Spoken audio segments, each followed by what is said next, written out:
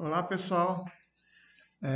Então, aqui, prosseguindo na nossa teleaula aqui, nós estamos vendo compressão torácica externa, que é a massagem cardíaca externa. Em relação à frequência, a gente já comentou sobre isso, a velocidade de execução da massagem é algo que gira em torno de 100 compressões por minuto. Fazer pausa para ventilação após a 30ª compressão. Então, quando a gente vai conciliar as duas técnicas, respiração artificial e massagem cardíaca, a proporção entre elas é essa. A cada 30 compressões, eu faço 2 insuflações. Então, 30 compressões, 2 insuflações. Então, nesse momento, a gente já está conciliando a técnica de RCP. Eu fiquei de mostrar aqui dois detalhes, né, em relação à massagem cardíaca. O primeiro detalhe é a localização do local onde se faz a massagem. E foi mostrado que você pode ter como referência a altura dos mamilos, né? Então, se você colocar uma linha ligando os mamilos, esse ponto aqui sobre o externo é exatamente o ponto em que a gente tem que fazer a massagem. Mas que isso, dependendo da vítima, pode ter algumas variações que podem ser prejudiciais na utilização da manobra, né? Então, existe uma forma de localização que tem mais precisão, que inclusive leva em consideração variações anatômicas de indivíduo para indivíduo, né? Então, como é que é? Eu vou posicionar a câmera aqui um pouquinho e vou mostrar aqui para vocês. Olha, a gente vai ter que localizar o processo tifoide, que ele está mais ou menos aqui. Então, o interessante é você trilhar um caminho aqui, ó, pelas costelas, e aí você tem, na união, onde ela tem a união, você pode verificar aqui, ó, o que nós chamamos de processo tifoide. Esse processo tifoide, uma vez localizado, você vai usar 2 ou 3 dedos, isso em função do sexo de quem está efetuando o socorro. Se for masculino, 2 dedos. Se for feminino, 3 dedos, tá? Então, no caso aqui, a partir desse ponto, você vai medir 2 dedos. Acima dos 2 dedos e não em cima dos 2 dedos, eu vou posicionar a minha mão. Então, aqui acima. É essa região aqui, ó, essa região mais gordinha, região tenar e hipotenar, é que você vai posicionar. Então, esse eixo longitudinal aqui, ó, vai coincidir com este eixo longitudinal do externo, exatamente onde eu pontuei. Então, com o meu dedo, faço a localização, 2 dedos, a mão em cima. Essa é exatamente a posição em que você deve efetuar a compressão. Lembrando de um detalhe, né? Você não precisa sempre fazer essa medida numa vítima. Uma vez que você fez essa medida na vítima, você memoriza o local e você sabe aquele local. Se você tiver que atender uma outra vítima, aí sim você faz a localização. E uma outra dica: a dica é que a localização você deve fazer utilizando a sua mão de domínio. Então, se você é destro, você vai usar a mão direita.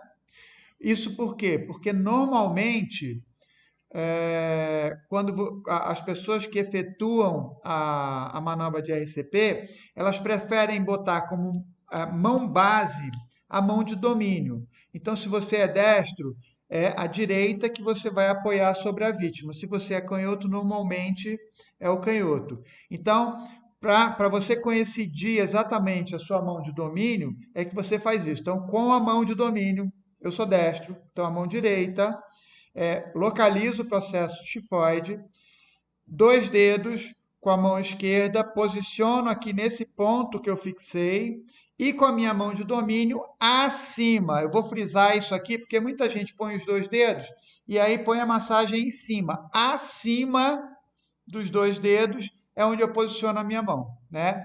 E aí esse posicionamento vai ser o seguinte: minha mão de domínio, a outra mão por cima, entrelaçando o dedo e pressionando os dedos para cima, para que essa região faça contato. Eu acho que eu comentei lá o argumento, a justificativa para você fazer isso é que você precisa uma pressão eficiente nesse pontinho que é o externo, né?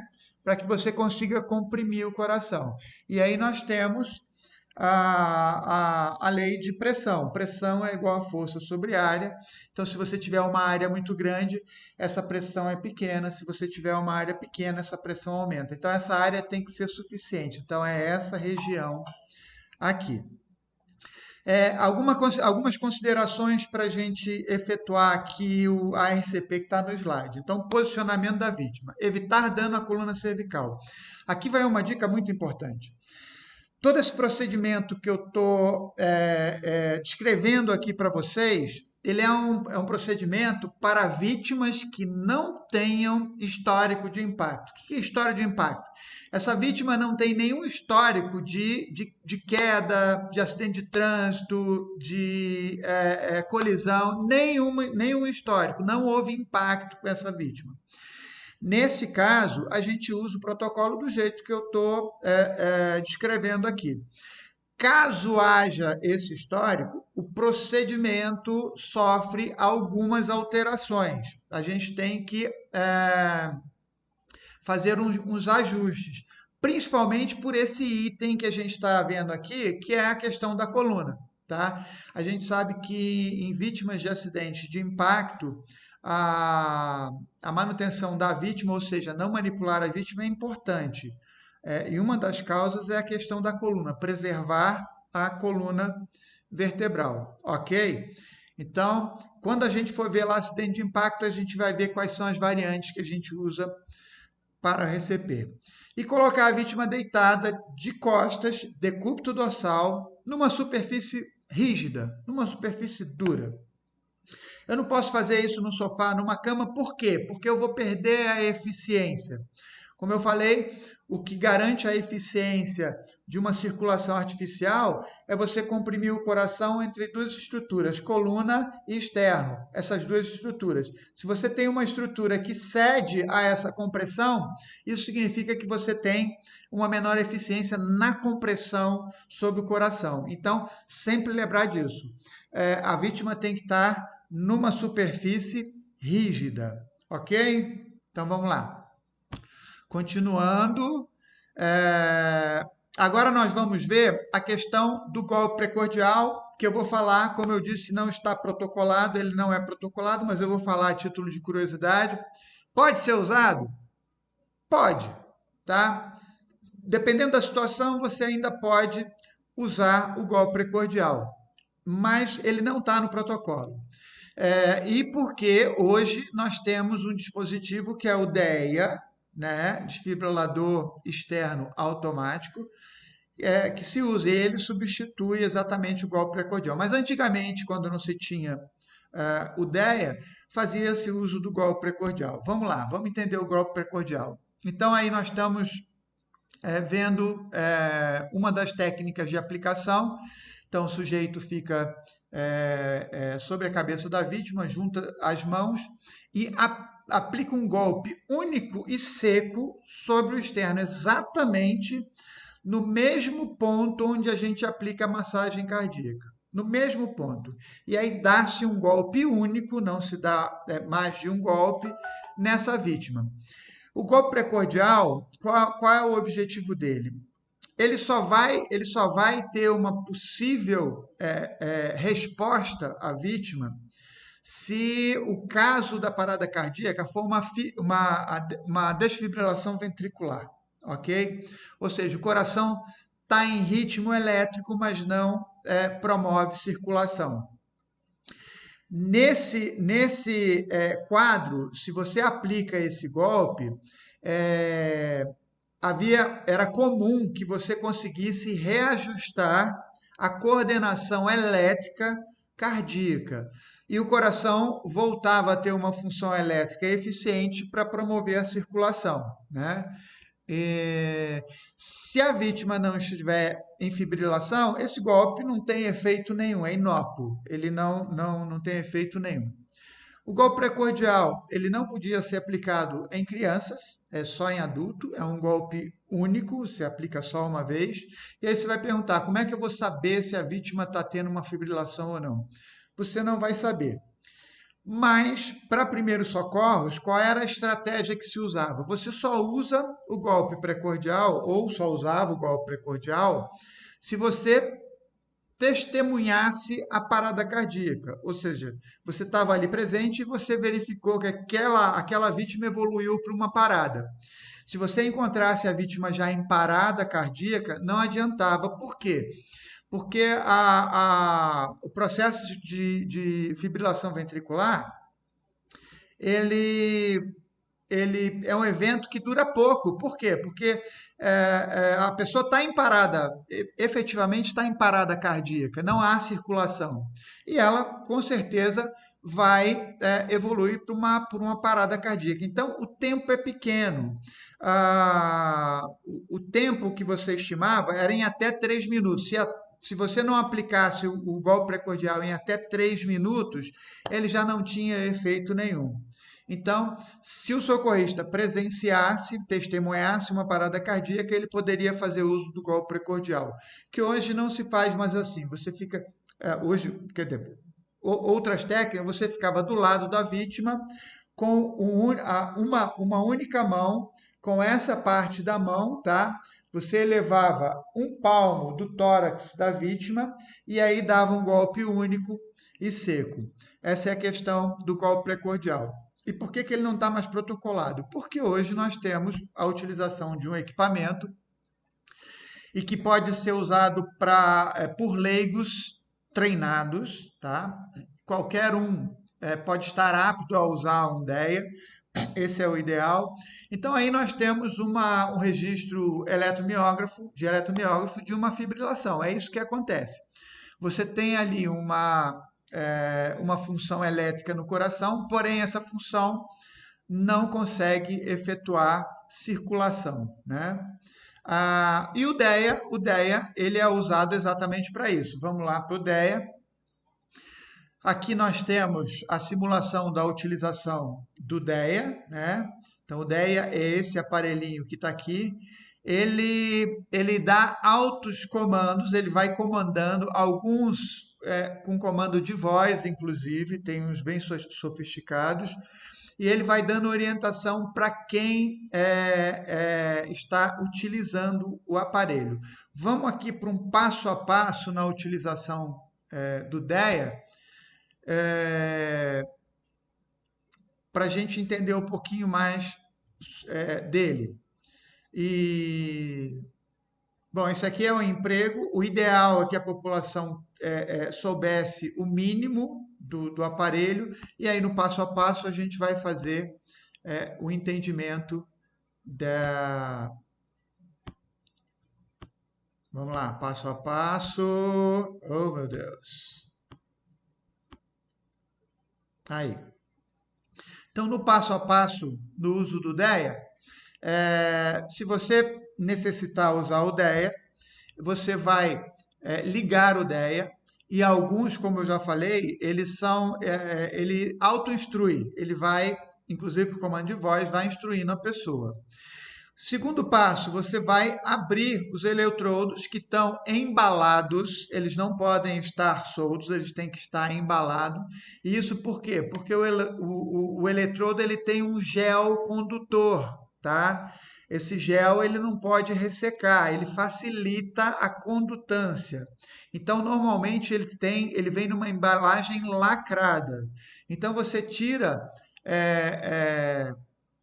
ele do LAC, o eletrodo do LAC, liga no DEA, então você tem lá a tomadinha para você ligar, aí você vai tirar a película protetora do DEA, onde se encontra o gel, né? Então, o gel está aqui, você vai retirar isso aqui e vai colocar no paciente. Lembrando que você deve secar a pele desse paciente. Se ele estiver suado, molhado, você tem que secar a pele para colocar.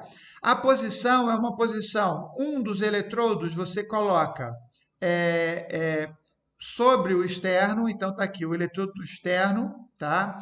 E o outro você vai botar um pouquinho para a direita, mas na base da caixa torácica, tá? Então você vai colar os dois eletrodos ali, e aí o eletrodo já passa a fazer registro dessa vítima, inclusive de sinais vitais, e aí ele vai dar o comando de você usar o desfibrilador através do choque, né?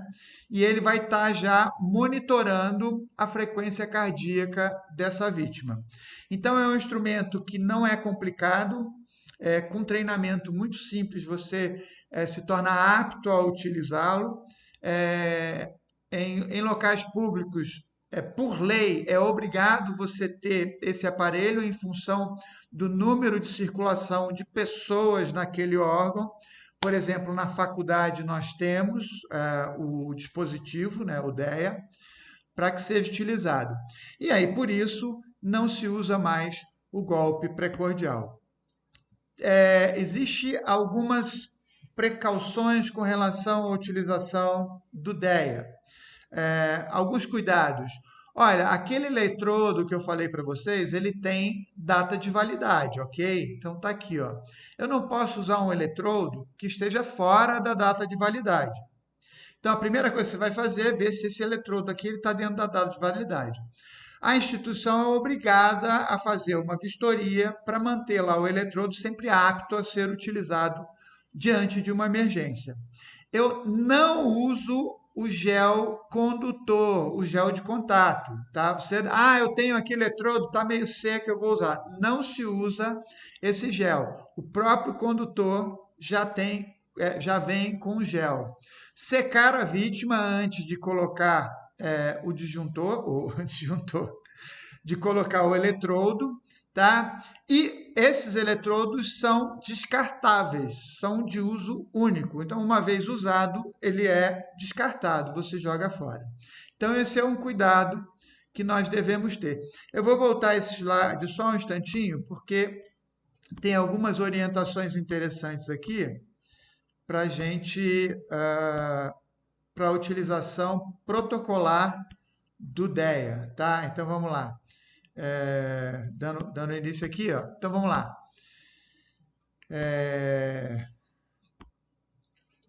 O tratamento desfibrilador, ele é um tratamento elétrico, então você vai ter que ter um cuidado para você mesmo não levar o choque. Muitos desfibriladores ele já tem isso, ele já tem um dispositivo de segurança em que ele não dispara a sua carga elétrica se não tiver tudo preparado. Aí ele alerta e aí você tem que acionar um botão para dar essa carga elétrica. Então, pessoas não podem estar em contato com essa vítima. A desfibrilação, ela, para ser eficaz, ela tem que ser feita dentro dos 3 primeiros minutos, é como eu falei anteriormente. Depois disso, ela perde a sua eficiência, porque ela só vai funcionar enquanto o coração ainda tem atividade elétrica, sem atividade mecânica para promover circulação. Então, ela ainda está em atividade elétrica. É possível que com o desfibrilador você consiga reordenar essa função elétrica. Aí você tem lá, tem uma função importante nessa questão da condução elétrica do coração, que é o nódulo sinoatrial e atrioventricular. Você coordena isso e o coração volte a funcionar coordenadamente. A chegada rápida do desfibrilador, ela é fundamental, tá? Ela está ligado à chance de sobrevida da vítima. Lembra da corrente de sobrevivência que a gente viu lá? Esse aí foi o segundo item. Então, o primeiro item foi chamar socorro. O segundo item foi o dispositivo DEA, o desfibrilador. O RCP deve ser efetuado imediatamente após a chegada, até a chegada do desfibrilador, para manter a viabilidade do sistema nervoso central. Então, a gente não espera que o DEA chegue para você iniciar o procedimento. Então, se você é um socorrista e identificou que há ausência de circulação, e uma fibrilação, você, mesmo tendo um trabalho elétrico, quando você verifica a pulsação, você vai verificar que está ausente. Então significa que ele está em parada. Isso é considerado uma parada cardiorrespiratória.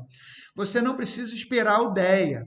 Você pode iniciar já o procedimento de RCP antes do DEA. Aliás, é indicado que você faça 2 minutos, a gente vai ver mais à frente, mesmo com o DEA ali à disposição.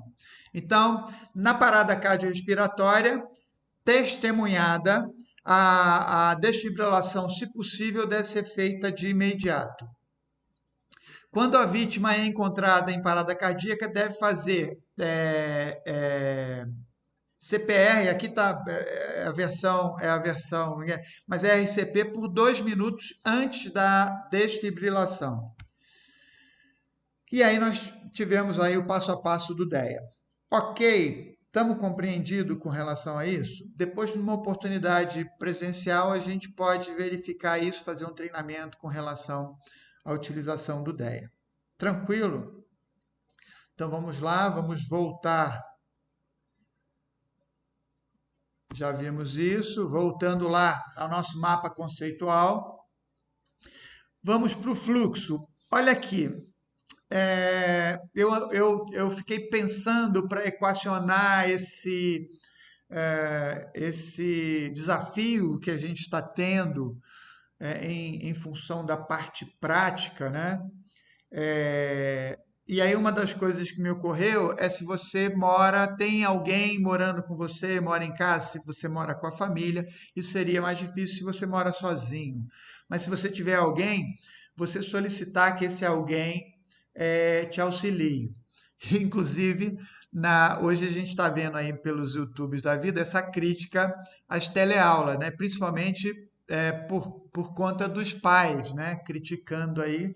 Depois eu vou até colocar um videozinho para a gente descontrair essas aulas, essas videoaulas que realmente são chatas, para a gente descontrair um pouquinho, mas é isso. E aí, normalmente, a solicitação por parte dos alunos, dos seus pais, é muito maior, né? Está todo mundo em casa, então chama o pai para exatamente fazer isso. E aí a ideia era essa, se você tem alguém aí para auxiliar nesse processo. Mas, como eu falei, a técnica não pode ser simulada, treinada com uma pessoa viva, né? Eu não posso fazer isso. Por isso que existem os bonecos, para que você faça isso. E aí eu tive a segunda ideia, que fui fazer uma pesquisa. A ideia é de que a gente faça a construção de um simulador para RCP. E aí eu já tenho alguns aqui, eu vou colocar nessa apresentação, ou na próxima apresentação, eu vou colocar esse simulador e ele vai estar como uma tarefa para a gente fazer, que é a construção desse simulador, que é uma construção simples, praticamente de graça. Eu uso recursos alternativos e eu tenho ali um excelente simulador para treinar RCP. Então essa vai ser uma das atividades. E aí o treinamento do fluxo para fixação a gente vai fazer numa aula síncrona ou online, ok? Então eu vou passar esse fluxo. Não fiquem desesperados pela quantidade de informação que a gente tem do fluxo. A primeira coisa que vocês vão pensar, meu Deus, eu tenho que memorizar isso tudo, eu tenho que decorar isso tudo. Não se preocupe, há uma sequência lógica nesse processo que a gente vai trabalhar e com a prática isso vai sendo fixado naturalmente. Então não se preocupe no primeiro momento. Ok? Beleza? Então vamos lá. Vamos ao fluxo aqui, ó. O que que é fluxo? O fluxo, na verdade, é um fluxograma, onde você tem o esqueminha do que você tem que fazer e, dependendo da resposta, você tem uma sequência de procedimentos ou outra sequência de procedimentos, né? Então, basicamente é isso. Vamos aqui para só o slide para a gente entender. Então, a primeira coisa nesse nosso fluxograma de uma RCP é detectar a inconsciência, tá? Então, vamos supor uma situação em que você encontre uma pessoa que está ao chão.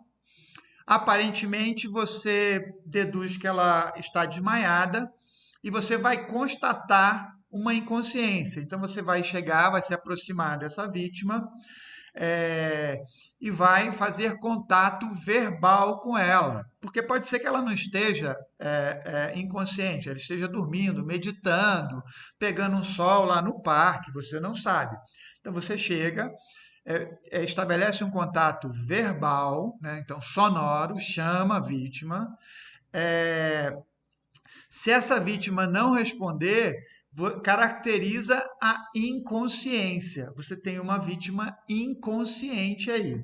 Nesse caso, a emergência se estabelece. Você fala, opa, isso é um caso de emergência.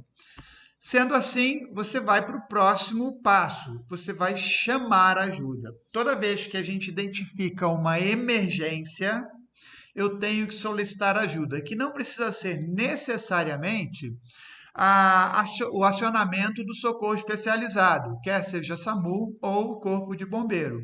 Mas é solicitar que alguém venha ao seu auxílio, você venha te ajudar. Essa pessoa pode te ajudar em muitas coisas, mesmo sendo leigo não treinado. Ela pode, caso for necessário, acionar o socorro especializado, o SAMU ou o Corpo de Bombeiro. Ela pode fazer sinalização, inclusive ela pode servir de testemunha para o procedimento que você está efetuando aquela vítima. Então, solicitar ajuda é a primeira coisa que você vai fazer. Próximo passo no nosso fluxo é a verificação da respiração, né? Então, primeira coisa que você vai verificar, o primeiro sinal vital é a respiração. E por que começa na respiração? Existe uma lógica nesse processo, né? Como eu já fiz uma pegadinha com vocês, eu já tentei uma pegadinha lá com vocês, a lógica é a seguinte: é possível você ter uma parada respiratória sem ter uma parada cardíaca? Sim, é possível, a gente já viu isso, né? Mas eu ter uma parada cardíaca sem uma parada respiratória, ou seja, o sujeito para o coração, mas continua ventilando? Não, isso é impossível, tá? Isso significa que se você checar a respiração e a vítima estiver respirando, obviamente ela tem pulso, ela tem frequência cardíaca, ok? Então, a primeira coisa que eu vou verificar nessa vítima, que eu já identifiquei, é uma vítima necessitando de um atendimento de emergência por estar inconsciente, é a respiração. Como eu verifico essa respiração? Essa respiração ela é feita pelo método do ver, sentir, ouvir, né? Ver, sentir, ouvir, por quê? Você vai aproximar o seu ouvido da boca da vítima com a sua visão virada para o tórax da vítima, tá? Ao fazer isso, você vai ver o movimento torácico, porque a sua visão está voltada para o tórax da vítima, você vai ver se ela está com movimento torácico. Você vai sentir, então, como a face ela é muito sensível à temperatura e ao toque, você vai sentir se há algum fluxo de ar ali. E você vai ouvir também. tá? Porque você está aproximando o seu ouvido. Esse é o método mais utilizado para você identificar a respiração. Tem outros métodos que a gente pode usar, mas esse é o mais indicado, é o mais preciso, que você tem a maior certeza de uma parada respiratória. Então, é o método ver, sentir, ouvir. Que depois eu também mostro um videozinho de alguém fazendo isso, e isso a gente vai reforçar depois na nossa prática que a gente vai construindo ao longo dessa jornada nossa, né? Então vamos lá. Bom, quando você vai fazer a verificação da respiração, você tem duas respostas possíveis, né? Sim ou não, respira ou não respira, ok? Se essa vítima ela respira, eu não preciso continuar com o processo de RCP. Ou seja, eu não preciso RCP para essa vítima. Os sinais vitais estão ali presentes. Provavelmente o caso da inconsciência dela seja uma outra coisa, mas aí essa emergência já diminui. Percebe? Você não precisaria nem acionar o socorro especializado. Por isso que eu falei, solicitar ajuda não significa solicitar o socorro especializado. E olha, isso tem uma importância muito grande. Ela tem uma importância do ponto de vista econômico, né? Pensando aí as instituições do Estado que são responsáveis pela segurança da população, qualquer deslocamento de uma unidade requer gasto, e esse gasto é um gasto público, né? É um gasto da própria sociedade. Inclusive, cabe aqui a gente falar um pouquinho, deixa eu aparecer para vocês de novo, cabe aqui a gente comentar sobre um fenômeno que ocorre com muita frequência no Brasil, infelizmente, né? Nós temos uma cultura assim que a gente tem que meio que amadurecer muito, né? Dizem que nós somos um país jovem, mas a gente tem que amadurecer muito, que é o fenômeno do trote. Isso é terrível, tá? E isso afeta as duas pontas do propósito da instituição, né? Que é servir para garantir a saúde da população.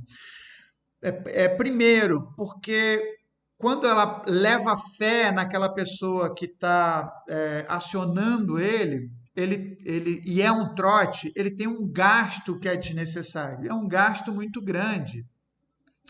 E não é só um gasto financeiro, pode ser um gasto com reflexos mais pesados ainda. Por exemplo, a gente sabe que existe limitação de recursos, de viaturas dessas instituições. E às vezes você pode ter, de fato, alguém precisando desse auxílio, mas a unidade foi deslocada para atender um trote. Então, esse é um problema que nós temos de um lado. Do outro lado, e é um problema que recai sobre nós também, nós que eu digo é nós população, é que para tentar amenizar esse gasto inútil, né, que as instituições têm com o fenômeno do trote, acaba que eles têm que fazer rechecagem na informação. Isso significa mais tempo, mais demora para o atendimento. Olha, a gente viu o tempo todo que esse conteúdo que a gente está abordando aqui, né, o conteúdo central da nossa disciplina é a vida, né? Eu acho que não tem um bem maior para um sujeito, para uma família, do que a vida do indivíduo. Então, acaba que esse tempo pode comprometer a chance de sobrevida. Então, foi um comentário, mas é um comentário importante. Quem vai trabalhar aqui na parte de educação, aqui o pessoal da educação física, mas a gente sabe que a disciplina tem pessoas de outro curso que vai adquirir um conhecimento que é importante sobre o ponto de vista da formação cidadã.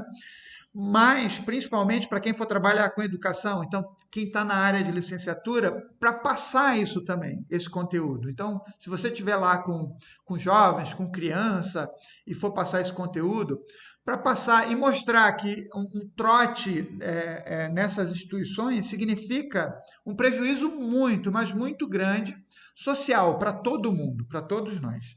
Beleza? Vamos lá, vamos prosseguir então.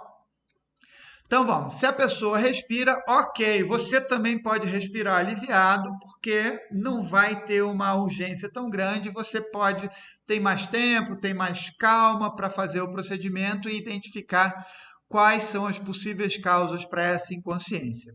E a outra resposta é não, ela não respira. Aí é um problema, né? Então, se essa vítima não está respirando, você vai ter que usar os procedimentos ventilatórios. Então, você vai ter que viabilizar essa respiração. Então, a primeira coisa que você vai fazer é o que nós chamamos de hiperextensão do pescoço, né? Então, a hiperextensão do pescoço eu vou fazer o seguinte, eu não vou ficar mostrando aqui os detalhes, porque quando a gente for fazer a nossa prática, aí sim a gente complementa isso, tá? Então, eu só vou usar o termo, vou falar o que é, não vou aprofundar muito para que essa aula não fique muito longa também. Tranquilo? Então, vamos lá. Então, você vai fazer a hiperextensão do pescoço. A hiperextensão do pescoço, ela responde porque o indivíduo, quando desmaia e fica inconsciente, e com o relaxamento da língua, ele pode diminuir, às vezes bloquear completamente a passagem de ar, as vias aéreas superiores, com a própria língua. Quando você faz esse procedimento, você libera as vias aéreas superiores. E aí um fluxo ventilatório ocorre normalmente. Só para vocês terem uma ideia, das voltas em parada respiratória, só parada respiratória, 90% aproximadamente acontecem dos que voltaram nessa fase do procedimento, ou seja, na hiperextensão do pescoço, né? Quando você faz isso, você faz com que a língua libere o espaço das vias aéreas superiores e a pessoa pode ventilar. Então, você promove a hiperextensão do pescoço. Em seguida, faz o quê? Checa novamente, não é?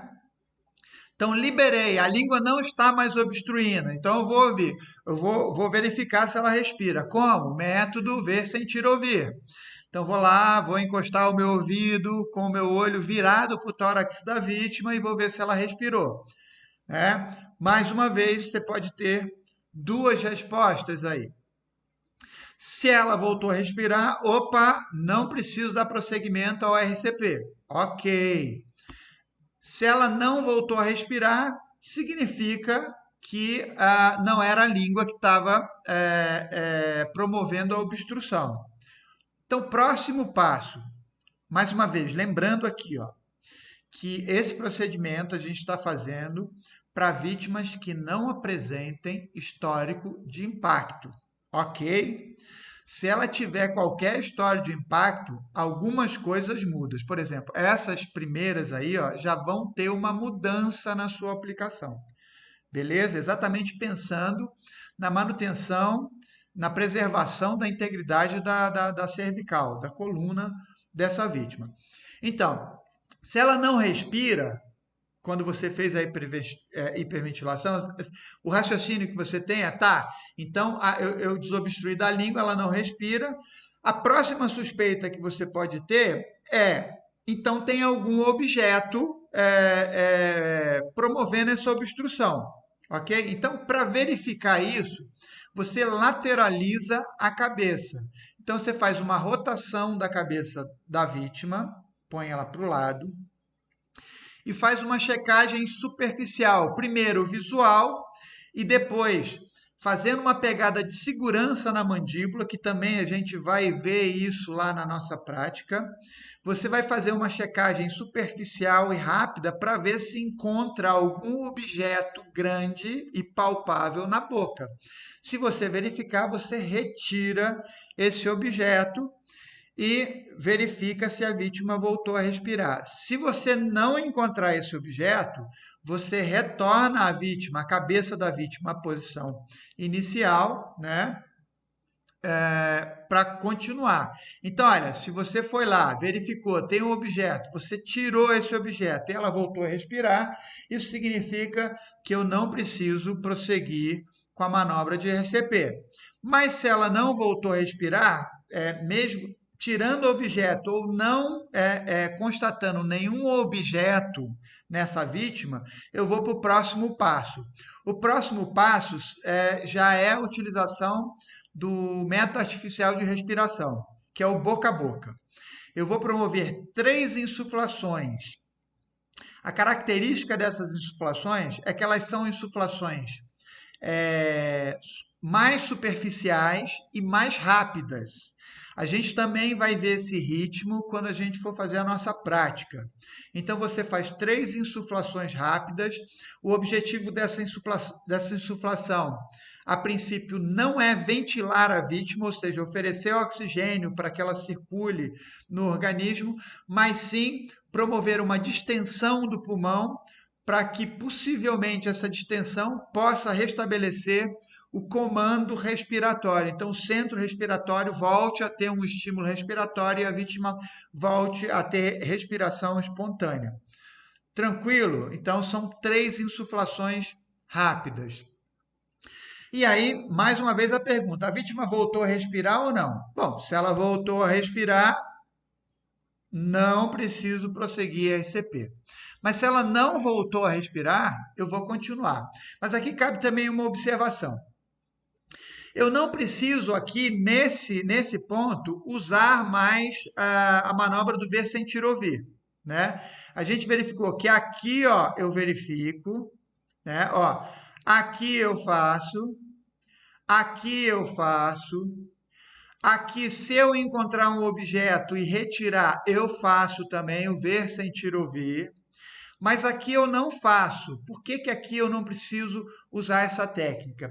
Porque o próprio procedimento do método boca a boca já é um procedimento de checagem. Você já checa se ela respirou. O que que eu estou querendo dizer? É se essa vítima voltar a respirar enquanto você está fazendo as 3 insuflações, então você fez a primeira, fez a segunda. Se essa vítima voltar a respirar nesse intervalo que você está fazendo, você já sabe que ela voltou a respirar. Então, não é necessário que você perca tempo. Ó, e tempo é uma questão crucial nesse conteúdo que a gente está desenvolvendo. Para que você não perca tempo, ver, sentir, ouvir. O próprio procedimento já é uma checagem. Tranquilo? Só abrindo um parênteses. Então, vamos lá. Se ela respira, eu não preciso prosseguir na RCP. Mas se ela não respira, eu vou ter que dar prosseguimento ao RCP. Ok? Nesse caso, eu vou checar o segundo sinal vital. E aí sim eu vou verificar o pulso dessa pessoa, tá? O local preferencial para verificar o pulso é o pulso carotídico, tá? Ele é o mais indicado, mas você pode utilizar outros pontos para tentar verificar a presença ou não de pulso. Mas a gente vai verificar o pulso. Eu vou aparecer de novo aqui para vocês, só para também. Essa verificação do pulso se faz com esses 2 dedos, o indicador e o dedo médio. Tá? Então, com esses 2 dedos, você verifica aqui, ó, existe um local próprio que aqui, ó, você tem esse músculo aqui, ó, que quando a gente faz a rotação, é o esternocleidomastoideu e você tem aqui ó, a sua traqueia. Então, olha só, entre essas 2 estruturas tem um sulco aqui, tem um valezinho aqui, né? É onde você vai colocar os 2 dedos, nunca com o polegar. tá? Com polegar eu não uso. Por que que eu não uso polegar? Porque a frequência do polegar é muito alta. Você mesmo pode sentir a sua frequência ao fazer isso. Isso não é bom. Você pode, tá com pulso e não tá. Então, esses dois dedos é o mais importante. Então, você vai verificar lá se tem pulso ou não. Mais uma vez, duas respostas possíveis para essa checagem ele tem pulso, tá? Se ele tem pulso, a gente vai entrar agora numa fase do nosso fluxo de RCP que nós chamamos de looping. Looping. Todo mundo sabe o que é looping, né? Não. Então, looping na computação, na aviação é muito usado. Na aviação é fácil. Looping é aquela manobra que o avião dá a volta assim e faz uma volta completa e continua. Em computação também é utilizado. É uma programação onde você tem uma sequência de respostas em função da entrada que você tem. Dependendo disso, você volta no fluxo. Então, dependendo da resposta, você volta no fluxo, refaz, volta no fluxo, refaz. Esse movimento é chamado em computação de looping. Vocês vão entender quando eu explicar aqui o looping. Eu vou ficar aqui presente para vocês aqui, né, para essa explicação. Então vamos lá, olhando a nossa transparência aqui do lado, eu volto. Então não tem pulso, eu volto aqui, ó, no meu fluxo, que significa o quê? 3 insuflações. Então essa pessoa tem pulso, ou seja, ela não está em parada cardíaca, ela só está em parada respiratória. Então eu volto lá nas 3 insuflações e refaço as 3 insuflações. 1, 2, 3. Nessas 3 eu vou estar verificando se ela voltou a respirar ou não. Não preciso o ver, sentir, ouvir. E vou para o pulso. Checo o pulso novamente. Vejo lá. Se a resposta for tem pulso, eu volto aqui, faço 3 insuflações, checo, tem pulso, volto aqui. Perceberam o loop aqui? Nesse nosso processo? Então é algo que acontece assim, ó. É isso aqui, ó. Você não vai sair daí enquanto você tiver essa resposta, que é tem fluxo cardíaco, tem pulso, tá? O coração está trabalhando. Então, na verdade, essa vítima só apresenta uma parada respiratória. E aí você vai ficar 3 insuflações, pulso. 3 insuflações, pulso. Enquanto tiver pulso, eu vou ficar aí, eu não vou avançar no fluxo. Ok, ficou entendido isso? Então vamos lá. A resposta que a gente não gostaria de ter, né? É possível. Não tem pulso. Opa! Aí é uma parada cardiorrespiratória. Aí sim. É aqui que eu digo que é muito difícil. Na verdade,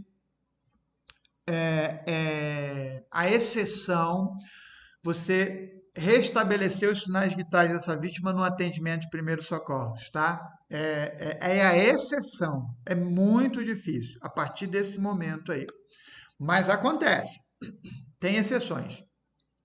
Então, nesse momento não tem pulso, eu coloquei aí o golpe precordial, porque dependendo da situação, lembra que eu falei daquele caso associado à área da educação física, que são esportes de aventura, as pessoas estão lá no meio do mato, aí o instrutor, que é um profissional de educação física, está lá com os alunos fazendo esporte de aventura. Se porventura tem isso aí, o ideal é que você tivesse uma equipe que tivesse um DEA, mas normalmente não se tem um DEA.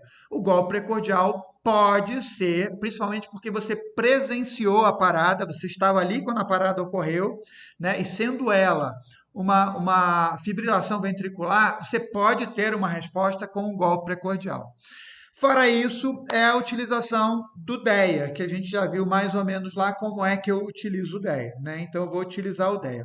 Mas lembrem-se que lá na utilização do DEA, ele recomenda que você inicie 2 minutos da RCP. Então, o DEA aqui é que você vai solicitar o DEA para que o DEA venha, né? E normalmente, até a pessoa chegar, você vai ter esse tempo de 2 minutos, 5 minutos, e aí você inicia a manobra de RCP. Mas então, mesmo com DEA ali do seu lado, nesse momento, você vai iniciar 2 minutos da manobra de RCP para então usar o DEA. Inclusive, para dar tempo para a pessoa lá te auxiliar, tirar os eletrodos, tirar o adesivo do eletrodo, preparando até que você fica efetuando a massagem. Ok? Então vamos lá. Se você, ao fazer a aplicação do DEA, se a vítima voltou, ok, né? Sucesso. Você vai monitorar essa vítima e esperar o socorro especializado, ok? Então você teve sucesso aí. Se ela não voltou, você vai continuar agora só com a manobra de RCP. Então, só a manobra de RCP vai acontecer aí, que é uma manobra que você já tem a proporção, são 30 compressões para cada 2 insuflações. Lembrando que essas insuflações agora, ela é diferente dessas 3 aqui, ó, do início, tá? Elas agora são insuflações mais lentas e mais profundas. Ela é quase que com o mesmo ritmo que você respira, é o que você vai fazer. É comum as pessoas, o socorrista, no momento de tensão emocional, que ela acelere isso. Isso não é bom. E aí ela faz respiração sobreposta. Aí você tem um efeito escadinha. Antes da vítima expirar totalmente, você já está aplicando outra. Isso não é bom. Então, você esperar que a vítima faça a expiração, que é passiva, e aí você aplica a próxima insuflação. Então, você faz 2 vezes isso e aplica mais 30 massagens. Então, você vai ficar 32, 32, 32, ok? Como é que você vai saber que essa vítima voltou a ter sinais vitais? Mais uma vez, lembrando que isso é exceção. Não é o nosso objetivo fazer com que essa vítima volte a estabelecer os sinais vitais. Lembram disso? No conceito do do objetivo da RCP, qual era? Era manter a viabilidade do sistema nervoso central. O que você quer é oferecer um mínimo de oxigenação para que o sistema nervoso central não entre em falência, ok? Esse é o nosso objetivo. Existem casos de pessoas que ficam por meia hora até 1 hora de massagem cardíaca e depois do atendimento médico ainda se consegue restabelecer essa vítima. É lógico que a chance de sobrevida cai, mas tem casos em que se consegue isso, que você conseguiu manter a viabilidade do sistema nervoso central por esse tempo. É muito raro, mas acontece. Então, a cada 4 ciclos completos, você faz uma pausa para verificar a frequência cardíaca. Não a respiração. Por que não a respiração? Porque lembra que a técnica de RCP consiste em massagem cardíaca e respiração artificial? E lembra que aqui, quando eu falei que as 3 insuflações você não precisa usar o ver, sentir, ouvir, porque o próprio procedimento é uma checagem? Aqui acontece a mesma coisa. Porque se você estiver fazendo o RCP e a vítima voltar a respirar, você vai sentir quando for fazer a insuflação. Opa, essa vítima está respirando. E aí você pode interromper, porque você tem a certeza que o coração voltou. Lembra? Eu posso ter uma parada respiratória sem ter uma parada cardíaca, mas eu nunca vou encontrar uma parada cardíaca mantendo uma frequência respiratória. Ok. Então, se você viu que essa vítima voltou a respirar, opa, não preciso mais efetuar RCP, eu vou monitorar e esperar o socorro especializado. Mas a vítima pode ter uma volta de um dos sinais vitais, que é a frequência cardíaca, e não voltar a respirar. Isso é possível. A gente viu que é possível. Então, volta função cardíaca e não volta a respirar. Nesse caso, você não tem, no processo de RCP, como identificar, como você tem da função ventilatória. Então, você tem que dar uma pausa. A cada ciclo de 4 ciclos completos, você dá uma pausa e checa a frequência cardíaca. e ver se tem função cardíaca. Óbvio que eu não posso demorar muito nessa checagem, né? A pessoa vê, ah, meu Deus, não estou vendo. Não, verificou lá, fez a pressão e tal, não tem, retoma a massagem, a RCP e continua. A cada 4 ciclos, você faz essa verificação. Ok? Estamos entendidos? Não se preocupem com essa quantidade de informação que você tem no fluxo. Isso vai ser sedimentado quando a gente implementar a nossa prática. Ok? Bom, se a vítima voltou, se você fez lá uma sequência aí, na sequência de 4, você verificou, opa, voltou, o que você vai fazer?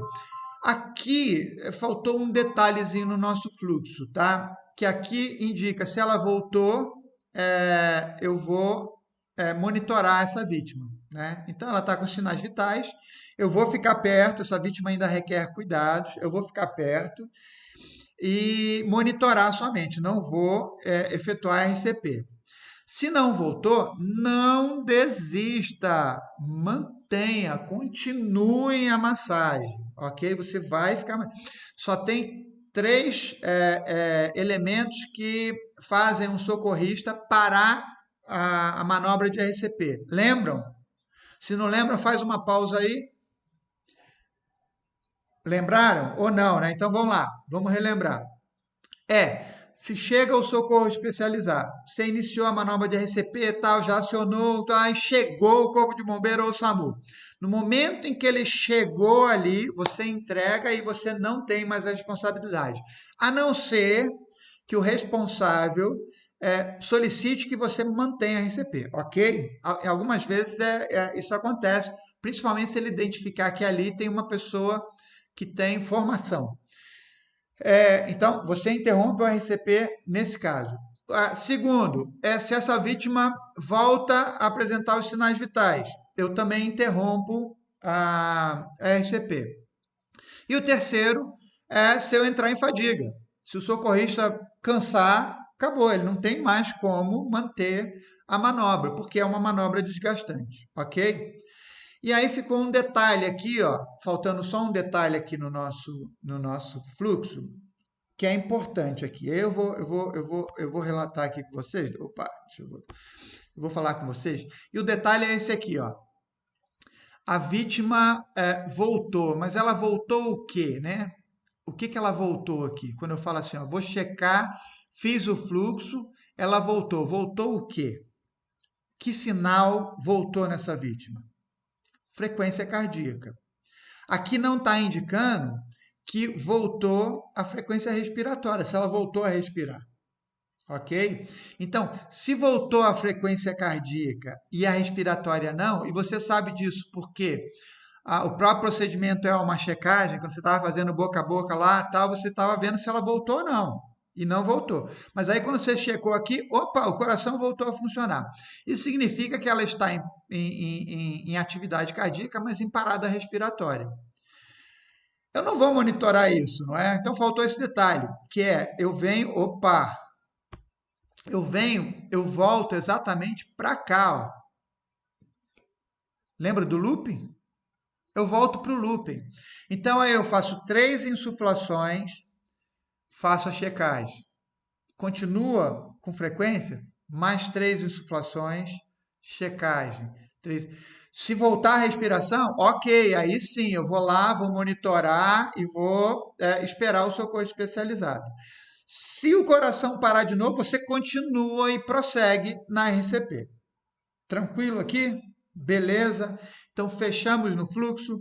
Mais uma vez, não fiquem preocupados com a quantidade de informação. Ah, não, mas eu tenho que lembrar tudo isso. Como é que eu vou lembrar de tudo isso? Quando a gente montar a nossa estrutura de prática, e eu tenho a impressão que a gente vai conseguir montar uma ótima estrutura, isso tudo vai ser sedimentado, você vai incorporando isso quase que de forma natural. É um processo que vai sendo incorporado naturalmente. Tranquilo, gente?